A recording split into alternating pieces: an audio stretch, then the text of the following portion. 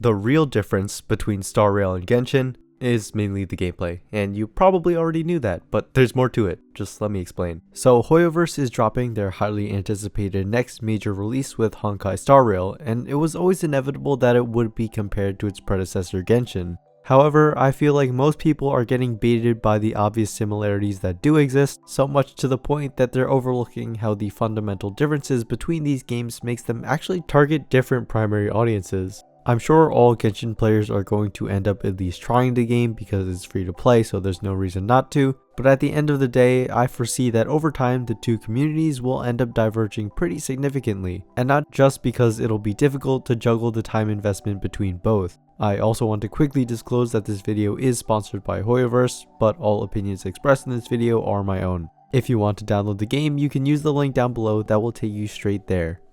Genuinely, the thing about this game I'm most excited for is its turn-based combat, but not because I particularly love turn-based combat. I just think it makes the game much more suitable for mobile devices.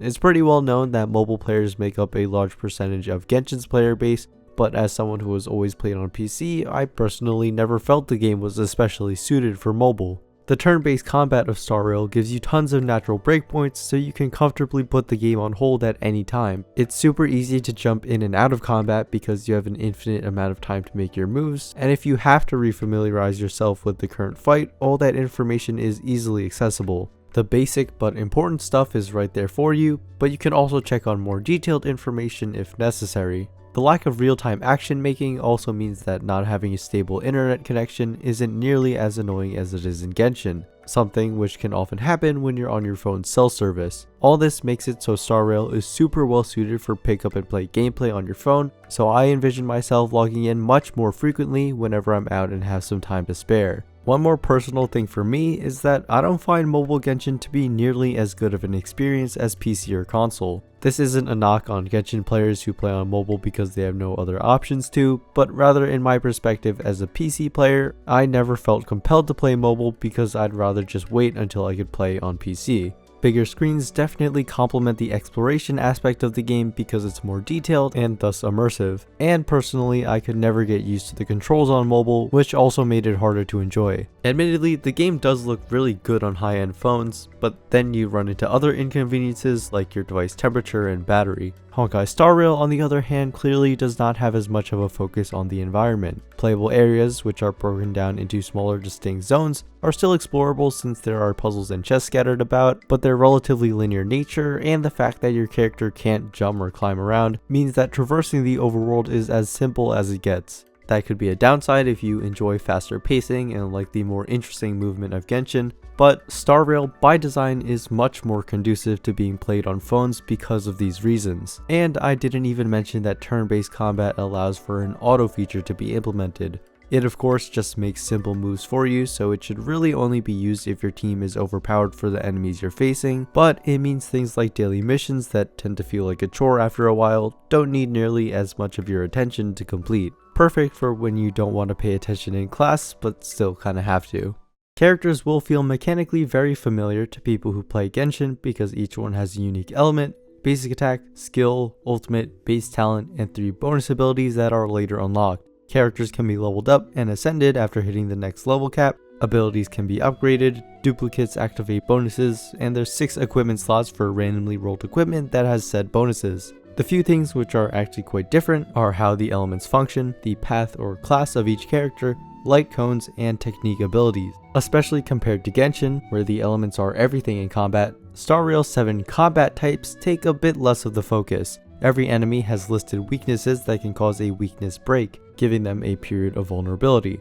The combat type used to trigger the weakness break determines what extra effect you get. They all deal extra damage, with wind, fire, and lightning applying damage over time effects, ice freezing targets, imaginary imprisoning enemies to slow them, and quantum causing entanglement to increase damage received. There is no base mechanic for combat types interacting with each other, meaning that team compositions will not be relying on pairing specific kinds of characters together, but rather taking the units that give you the most advantage against the enemies you'll face on top of specific unit synergies. Each individual character is also classified into one of 7 paths. To break them down into more straightforward terms, there's single target DPSs, tanks, area of effect DPSs, team buffers, enemy debuffers, team shielders, and healers. At a glance, this lets you understand what a character's primary role is within the team, but it becomes a more impactful mechanic in conjunction with the next thing on the list. Light cones are the equivalent to weapons in Genshin, where they are the primary equipable, giving you the most bonus stats. The fact that they aren't actual weapons though opens the door for characters with super unique fighting styles. Clara is one of the coolest characters in this game because she doesn't have any handheld weapon, just a big robot dude. Mechanically, unlike Genshin, characters are not locked into using only their own types. Any light cone can be used on any character, but each one has a corresponding path that is the same for all light cones of that name. Matching the path of the light cone to the character unlocks that light cone's ability, which are very impactful effects. You're pretty much always going to want to match the path because although the stat spreads vary across light cone types, the ability, which increases in effectiveness with duplicates through the superimposition system similar to refinement, always has way more value. I guess it's nice if you don't yet have a good light cone for a character you're building, but this mechanic probably isn't something you'll need to use that often. Also, since each light cone has the same 3 stats of attack, defense, and HP, light cone synergies won't be held back by having a mismatching main stat the way some Genshin weapons do. The last thing which sets Honkai Star Rail characters apart is the last unique skill that I haven't yet mentioned, which is called a character's technique. So the transition from overworld to combat happens either when an enemy touches you, or you get the jump on them with an attack to kick off the battle. Additionally, you have 3 technique points that you can use in the overworld before a fight. They can take the form of a unique attack that has a different instant effect when you enter combat, temporary enhancement buffs to your team members, impairments to the enemies, or item-like effects such as instant health restoration and instant ultimate charge. This adds another layer of depth in considering which characters you may want to use, and a skill to master in managing when to use your technique points. There's been a bit of discussion out there on whether power creep is something this game might face. Genshin has been avoiding it by generally making characters different through their unique use cases, making them more built around playing the game in different ways rather than being direct upgrades or downgrades to your roster. At a glance, it may not seem as likely that Star Rail can pull this off because of the difference in how combat works. Like if we take 2 characters that are the same combat type and path, you may come to the conclusion that the 5-star one will always be better than the other in every scenario, but this just isn't true. Gepard is solely a defensive unit, demonstrated by his ultimate giving your whole team shields. Meanwhile, March 7th is more of a hybrid, having an AoE offensive ultimate with freeze as support, being able to shield a single ally at a time, and having an instant counterattack when shielded allies are attacked. Even though they are both under the preservation path, the amount of skills each character has and the amount of combat mechanics in the game allow for plenty of character diversity. So while tier lists are inevitably going to be floating around after launch and are probably going to be pretty bad as the community continues to understand the game, I don't think power creep is something players should be worried about right now. Not just because Genshin has a pretty decent track record with it, but because the same principles that Genshin employs should work just as well in this game too.